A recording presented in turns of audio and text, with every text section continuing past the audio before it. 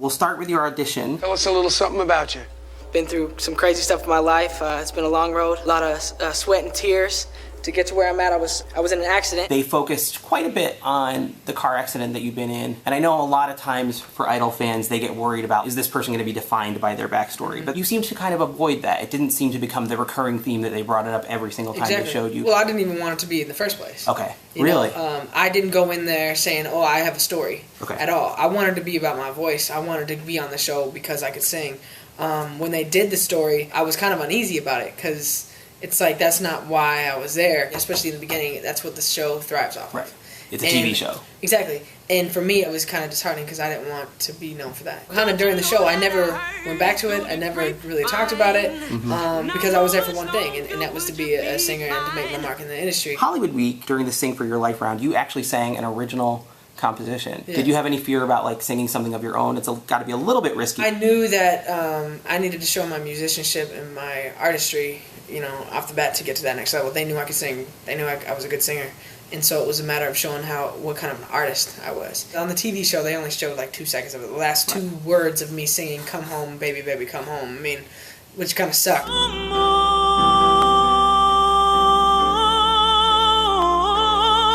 But that song will be a really big song for me in my career later down the line, and they love the song, and I think doing that got me to this. You didn't get labeled as a singer-songwriter type even though you were at a piano. Yeah. Is that kind of what you would hope to do, though, in a post-Idol career? I already do. Okay. I write a lot of my material that I do, and I do a lot of piano, but I wanted to showcase my performance ability without getting behind a piano. I feel like when I do get behind that piano and I have that moment, it's going to be huge. That's when I'm going to have a big impact, and I wanted to save that. I wanted to save that moment for myself. As a viewer, it's a little frustrating because it's like you want to see everything you've got while you're on the show. Well, this is the thing. This show is an amazing platform. For some people, it can make or break you. I'm going to tell you something right now. The scrutiny that we get from every single little thing that we do. For me, that was a very sacred moment, and it is a very sacred moment that I hold very close to me. And to do in front of 25 million people plus,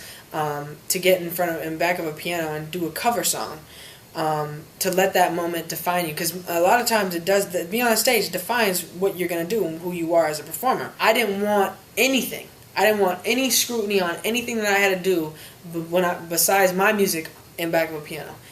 I wouldn't have it. I wouldn't do it. And if that's the reason why I went out number 7, then it is. But I feel like I fought for that number 7 spot. Speaking of fighting for your spot in the competition, we've got to talk about Wild Card. I thought that might have been the best vocal by a male singer all season. I need you now.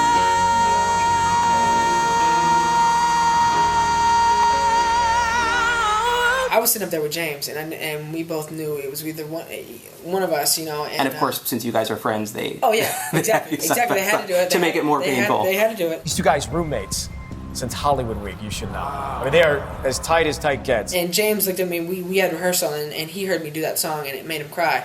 And he looked at me and he said, if I get through, I know you're going to kill your song. And he said, I hope you don't get through so you can sing your song.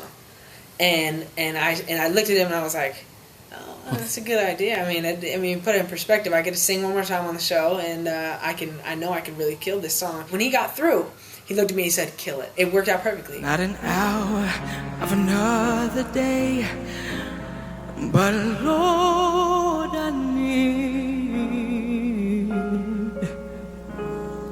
I need you right away. Let me tell you something. I was singing, I need you now. I need that extra push now. Not another second, not another day. Right now. I kind of felt like you'd almost emerged. You had a few really good weeks back to back. Did you start thinking, okay, yeah, I needed the wild card to get here, but I might actually have a chance to win this thing? I went in every week thinking, okay, how can I develop? How can I get better? How can I make myself raise the bar? If being the American Idol came with that, then being the American Idol came with that, and that would be amazing. I wanted to get a foot in the door in the music industry and make it known I can make an impact in this industry. I did lately, wild card performance, and then If You Don't Know Me By Now. And those 3 performances, it felt great to progress, and I was progressing. Then we hit Hello, and I kind of felt like something in terms of the competition sort of shifted for you at that point, because you were getting some pretty tough comments from Jimmy. You can't start out like you're in the middle of some Broadway play. You were getting very specific feedback from the judges panel, and they were sometimes quite general with contestants, but with you it was very, very specific. When we're saying open your eyes and do those type of things, it's because we want you to connect. They act certain ways with certain contestants based on who these contestants are. They're not going to attack people that they don't feel can take it, especially the young ones. They want to be very, very easy with how they treat them. They don't want to kill their confidence. They know with me, you can bash me, give me everything, tell me that it was sucky, tell me it was horrible, and I'll come back next week and give it everything I got. Jimmy knew how to talk to me. He cared. That's why. And a lot of people were like, man, Jimmy really he rides on you.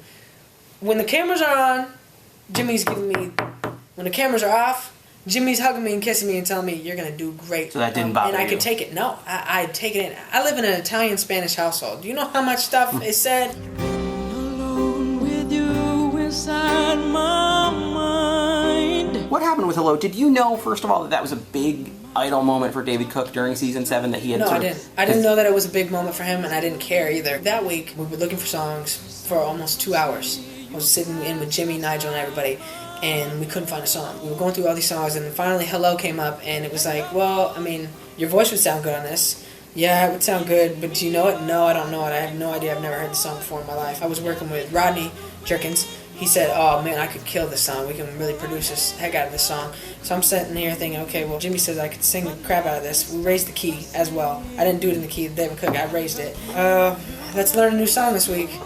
And I did it. The problem is that I sang it to myself. I didn't sing it out. I was so in the song. I was so making sure I was hitting every note. I was so making sure I knew the words. Did you miss the lyric at one point on that? I didn't miss the words. Didn't. Okay. That's how we arranged it. Okay. You want to hear the, I can see it in your eyes, I can see it in your smile. We went to the second part, to the bridge, where I can go crazy. Okay.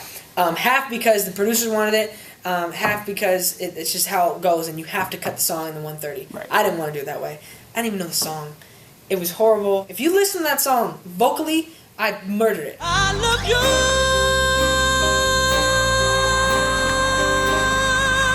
Performance-wise, I didn't exude that character, and that's where I lost. I've got to address Gordon Ramsay and Pastagate. 10 seasons of Idol, that has to be the douchiest thing I've ever seen. Thank God he can sing. How did you Bad. feel about having your mother's pasta insulted? Come on. Well, this is the thing. It wasn't hers, so that's the first thing that I was cool with. But, I mean, that's pretty low of somebody to do on a family show. I was like, really?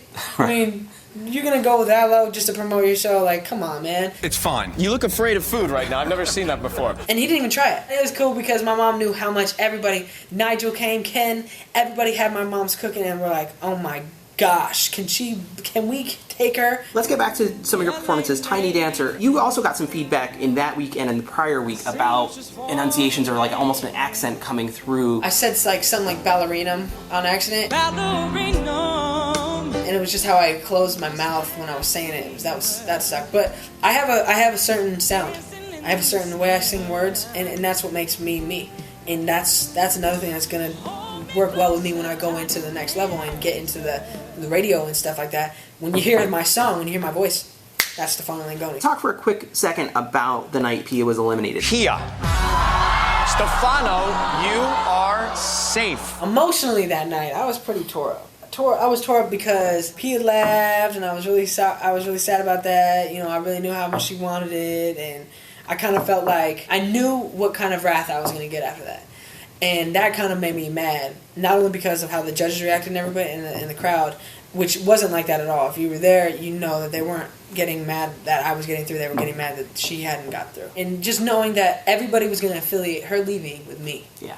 And that sucked, because that has nothing to do with it. Was there a certain point where you were like, bottom 3 or not, I just have to perform the way I want to perform and do what I want to do? Every time I got in the bottom 3, it didn't throw me off a beat. I mean, except for the first time. The first time I was kind of nervous. But after that, you know, being in the bottom 3 for me wasn't something that was crazy. I wasn't like upset about it or anything like that. I did End of the Road. I knew I was going to kill it. It was good. It was something that I grew up with. I grew up with that song. So I was really pumped up. I knew I was going to have a moment. To the end of the road.